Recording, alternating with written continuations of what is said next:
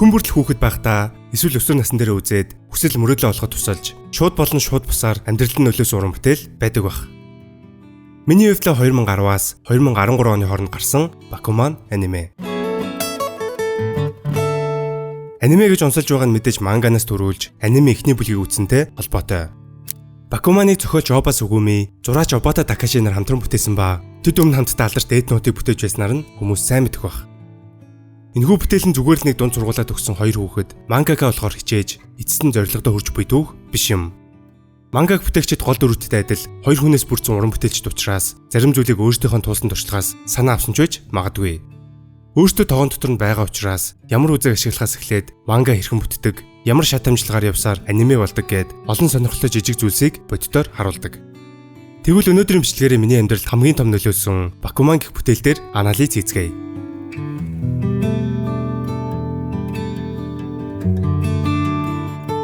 Машира Моритака бол багасаа л аав гахыгаа манга зурхийг харж хажууд нь өссөн.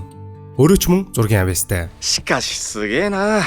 今度のは大臣の名前まで入ってんじゃん。将来は画家かデザイナーってところか。 Гэвч аав гах нас барснаас хойш мангака болох мөрөөдлөө ардаа орхиж ямар ч зориггүй явсаар нэг л өдөр офисын ажилд орно гэж өөрийгөө төсөөлдөг. Тэрээр ангийн охин Азуки Миход сайн ч гэлээ ичимхий бүрэг байдлаасаа олж түүнтэй нэг ч үг дуурч чаддаггүй. Харин нэг өдөр Азукиг зурж байсан дэвтрээ ангид орхиж түүнийг нь ангийн битгий хэл сургуулийнхаа хамгийн гавл хүүхэд Такаги Акита болсноор тэд хамтдаа манга бүтээхээр болдог. 俺と組んで漫画家になってくれ。ガキの頃から漫画が好きで漫画家になるのが夢なんだ。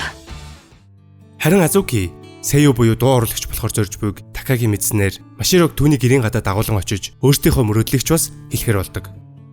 Ингэж аниме хамгийн кринж хэсэг буюу Машира өөрийнхөө мангагаар аниме гаргаж гол дүрд нь Азуки дууруулан тэд хоёул мөрөөдлөө биелүүлснээр бие биедээ гэрлэх хамлалтыг өгдөг. だからその夢が叶ったら結婚してください。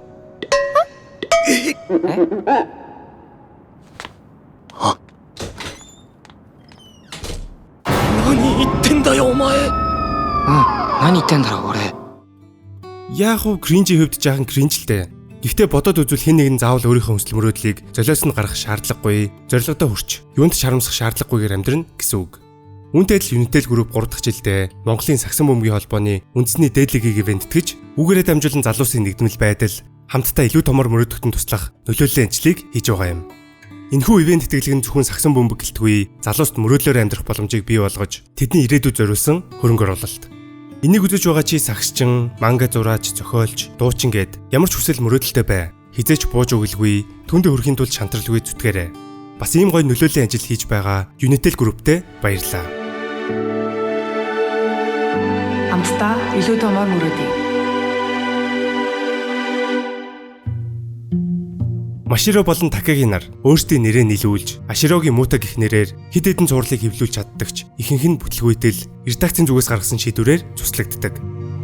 Хамгийн анх тулаанд буюу классик шоно манга зурхаар оролдож байсан ч Такагигийн дарк зохиол, Маширогийн реалистик зураглал тохирохгүй байсан учраас детектив, инедмийн, гин тэргийн гэх мэт жанруудаар мангага гаргаж байсан. Гэвч тэдний хүсэл мөрөөдөл нь хүргэсэн эцсийн бүтээл нь хамгийн анх шантраад болж байсан тулаан жанр байсан юм. Өөрөөр Аширогийн мууто хизээч бууж өгөлгүй хүн бүрийн бодож байсан зүйлийг реверс мангаагаараа эвдсэн юм. Цурлын турш Азуки Маширо хоёрын харилцаа жоохон тэнэгдүү, кринж санагдахч мэдээж хайртай охиндойгоо гэрлэх гэдэг бол Маширогийн хувьд маш том хөш өрөг. Гэвч тэрээр багасаа л зурх дуртай, аав гахынхаа мөрөөр явахыг мөрөөцөр байсан. Харин тэрхүү мөрөөдлийг аав гахынхаа нөхөл унтраасан бөгөөд Маширо ахыгаа амиа орсон гэж итгэж байсан учраас ганц алдартай зуралтайж ерөнхийдөө бүтлмуутай байсан аав гах нь яг үүндээ хит их ачааллын улмаас амиа алдсныг эцсийн мөч хүртлээ хизээч бууж өгөөгүй ойлгосноор тэрхүү унтарсан байсан гал нь дахин ассан юм. ごめん。僕、おじさんは自殺だと思ってた。あいつはそんな根性なしじゃない。逆境になればなるほど歯を食いしばって頑張るやつだ。泣き言一つ言わずにな。そうだね。本当に寝る間も惜しんでひたすら何かを書いていた。 Нэмээд аа болон өвөөгийнхэн дэмжлэг үүнд хамгийн их нөлөөсөн баг. Ир хүн ир хүндээ хайртай гэдэг шиг эрчүүдэд эмэгтэйчүүдийн ойлгохооргүй хүсэл мөрөөдөл биш үү дээ. やらせろ。男には男の夢がある。女にはわからない。だって。 Ингээд бодохоор Азуки төгсөн тэдний амлалт хүсэл мөрөөдөлтөө хүрэхэд хамгийн чухал хамгийн их үеийг эзэж байсан уу гэвэл миний бодлоор үгүй. Маширо Моритакад ердөөл үнэтэй нүр тулж өөрийнх нь дотор нуугдж байсан хүсэл мөрөөдлөө нээхэд бяцхан дэмжлэг л болсон. Харин нэг хүсэл мөрөөдөлд үнэн ч хамтрагч, хүчирхэг найзууд бас өрсөлдөгчд хамгийн чухал нь Маширо Моритака хийж буй зүйлдээ дурласан байсан учраас л зорьсон зэгтээ хүрч чадсан. Нэг зүйлийг хийх хүсч түүнийхэн төлөө автах нь өөрөө дурлал, эсвэл бүр донтолч гэмээр. Гэхдээ донтол гэхээр яг ч addiction гэхээс илүү obsession гэж тайлбарлахаар. Үүнд давуу болон сул тал бий. Аширогийн муутай эцэст нь хүсэл мөрөөдөлд хүрч чадсан ч эрүүл мэнд, цаг хугацаа гэд олон зүйлээрээ хохирдог. 20 дугаар бүлэг дээр Маширогийн бие хүнд өвдөж, эмнэлэгт хүргэгддэг. Биеийн байдал маш муу байсан учраас редакцийн зүгээс түүнийг завсарлахыг хүсдэгч Маширо өөрийн гараар өнгөтнөр зурх боломжийг алдахыг хүсдэггүй. 救済したくない。やっと人気が出てきたここで休んじゃダメなんだよ。 Бүр хамтдаа амлалт өгсөн Азуки хүртэл түн туслахаар ирдэг. Учир нь тэд хоёул хүсэл мөрөөдөлтөө хийж буй зүйлдээ дурласан байсан учраас. 真城くん、頑張ろう。真城くんなら休まず書ける。私は真城くんを信じる。二人の夢を叶えて。 Аширогийн муутай хамтдаа хүсэл мөрөөдлөө олж, замдаа таарсан бүхэл саад доторыг давж, бүтлгүүтэж, эцэст нь мөрөөдөлтөө хүрдэг.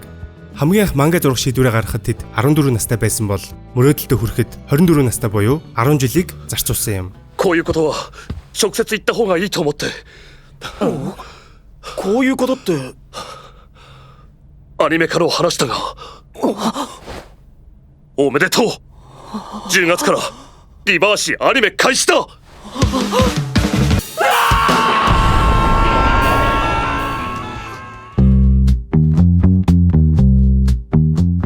Зохиол зөвхөн Аширогийн муутай бус. Тэдний хамгийн гол өршөлтөгч Низумо Эйжигээс эхлээд нэг сэтгүүл мангагаа хэвлүүлж буй бусад дөрүүдийн түүхч бас гардгаараа онцлог. Тэгвэл Низумо Эйжи бол жинхэнэ хийж буй зүйлдээ хэрхэн дурлахыг утгаар нь үзүүлдэг гоц авьяастан. Аширогийн муутайгоос нэг насаар ахч гэлээ тэднээс хамаагүй эрт гараагаа эхлүүлсэн. Түүний манга зурх болсон шалтгаан маш энгийн. Тэр зүгээр л манганд бүхнээс илүү хайртай. Хэдхэн минутад л шинэ бүлгийн сторибордыг зурж 7 хоног бүрийн жагсаалтад үргэлж дээгүүр бичигдэнэ. Хамгийн хайртай зүйлээ амьдралаа болгож түүгээрээ хэрхэн амжилттай явахын хамгийн тод жишээ бол Низумо Эйжи. Харин Фукута Шинта үргэлж түргэн авиртай, дээрэнгүй харилцаатай байдаг. Низумогийн туслахаар ажиллаж байсан ч өөрийн гэсэн суралтай болж гол дөрүүдийн өрсөлдөгч бас найз нь болсон. Хэдийгээр авиртай ч гэлээ сурал дээр гол болон туслах дөрүүдэд маш их тусыг хүргэж чаддаг. Сурал дээр түүний яагаад манга хийх хүссэн шалтгаан, юуны төлөө яваад байгаа нь тэмч тодорхой гардаггүй. Гэвч түн шиг зүсэгтэй авиртай хүн сэтгэл хөдлөлөө өөрийн уран бүтээлээрээ гаргах нь хамгийн чухал. Тэр нь ч түүний бүтээлүүдэд ажиглагддаг. Гэтэл нөгөө талд Накаи Такуро насаараа л туслахаар ажилласан 30 гарсан ир. Түүнээсээ олж ёстой хүүхэд нохон доог болно гэдэг шиг бусад дөрөв түүгээр үргэлж дооглоно. Гэвч тэр бол хийж буй зүйлдээ хамгийн сайн нь. Зохиол бичгтээ тааруулж зургийг хинээс ч илүү зурдаг. Харин 14-15 настай хүүхдүүд нүднийх нь өмнө өөрийн гэсэн суралтай болж тэднээс урам зориг авч эцэст нь өөрийн алхмыг хийдэг. Тэрээр бичгтээ муу учраас Аоки Юрикотой хамтран цуурлаа эхлүүлсэн. Бүр түүнтэй хамтрахын тулд олцсон боломжоо алдахгүй тулд ямар их хичээл зүтгэл гаргадгийг анимег нь үзсэн хүмүүс мэдэх байх. Нэмээд Хирамаю Казуя офисын ажлаас залхаж амжилттай манга зурвал их мөнгө олдог учраас Иваса Айко дунд ангийн өрсөлдөгч бас анхны аяр Такагийг гайшруулахын тулд тэгээд цурал дээр гардаг дүр бүр өөрийн гэсэн нөхцөл байдлаас үүссэн хүсэл мөрөөдөлтэй. Үүнтэй адил бид ч бас өөрсдийн нөхцөл байдлаас үүссэн тус тусын хүсэл мөрөөдлөө хөөж ялгаатай саад бэрхшээлүүдийг тулан амьдардаг. Гэвч бидний мөрөөдсөн мөрөөдөл хүрхийг хүссэн зэг чухалч гэлээ. Түүндээ хүрэх аялал, адал явдал, бүтлгүйтэл, хүнд хэцүү өвдөлт бүр бидний өсөж өгчөд тусалж амьдралыг илүү амттай болгодог. Маширо Моритака эцэст нь мангагаа аниме болгож, гол өрсөлдөгч ардаа хийж, хайртай охинтойгоо гэрэлсэн ч түүндээ хүрэх 10 жилийн адал явдал, уналт босолт, найз нөхд нь түүний амьдралыг бүтээсэн. Энэ нь ч Бакуман гэх 20 бот манганы 75 анги бүхэн анимын бидэнд харуулах гэсэн гол санаа. Хүсэж мөрөөдөж байсан зэгтээ очсны дараа бидний амьдрал зогсчихгүй. Магадгүй түүнээс чухал аялал биднийг хүлээж авах болно. Харин хүсэл мөрөөдөл гэдэг зүйл бидний амьдралыг утга учиртай, илүү үн цэнтэй болгодог шүү дээ. 俺たちはこれからも夢を追い続ける。見ててくれよな。 За тэгээд хүсэл мөрөөдөлтөд хүрэх адал явдлаа хамгийн аз жаргалтайгаар эрүүл саруул ухаалгаар туулаарай. Бүгдд нь амжилт хүсье. Чи чадна. А бас та нарын хувьд амьдрал чинь нөлөөлсөн хамгийн их урам зориг өгсөн бүтээл юу вэ? Коммент хэсэгт үлдээгээрэй. Дараагийн бичлэгээр уулзцгаая.